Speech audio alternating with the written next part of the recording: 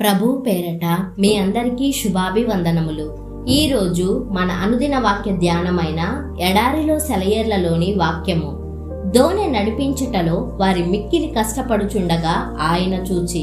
Mark సువార్త 6వ అధ్యాయము 48వ వచనము. దేవుడు ఆజ్ఞాపించిన పని కష్టపడి ఒళ్ళు హోనం చేసుకున్నందువల్ల జరగదు. తన పిల్లలకు ఇచ్చిన పనిని దేవుడే సునాయాసంగా కష్టం లేకుండా పూర్తి చేస్తాడు. వారు విశ్రాంతిగా ఆయనలో నమ్మిక ఉంచితే పని సంపూర్ణంగా నెరవేరుతుంది. ఆయన్ను మన ద్వారా పనిచేయనివ్వడం అంటే క్రీస్తుతో భాగస్థులం కావడం అన్నమాట. విశ్వాసం మూలంగా ఆయన మన జీవితాన్ని నింపేలా మనం ఆయనలో పాలు పంచుకోవాలి.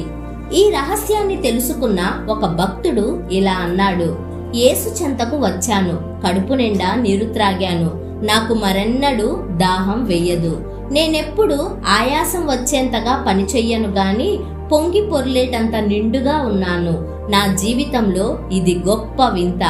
పొర్లి పారడానికి మనం కష్టపడనక్కరలేదు.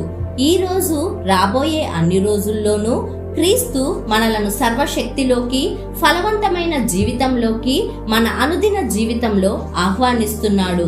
హృదయమా, విశ్రాంతిగా ఉండు. నీ దేవుని రహస్యం ఇదే. అస్తమానము పని చెయ్యడమే కాదాయనను సేవించడం. ఆయన వాగ్దానంపై విశ్రమిస్తూ శ్రమలేక ఉన్నవారే నిజమైన సేవకులు. చిన్న చిన్న అలలు హృదయ సరోవరంలో అలజడి రేపి కలతలు తెస్తాయి. ఆకాశపు మహిమల ఛాయ అలల వల్ల చెల్లా చెదురవుతుంది. నీలో ఆయన ప్రతిబింబం కనబడకుండా పోతుంది. దేవుడెవరు, ఎక్కడా అని అడుగుతారు. నిశ్చలుడైన దేవుని తరపున నీ నిబ్బరమే వారికి జవాబు. నీ చుట్టూరా నిన్ను కదిలించే సంఘటనలకి ఒకటే నీ సమాధానం: క్రీస్తులోనే నాకు విశ్రాంతి, హృదయమంతా నిండే శాంతి. పునరుద్ధానపు ఉదయ ప్రశాంతతలోనే పునరుద్ధాన శక్తి ఉంది.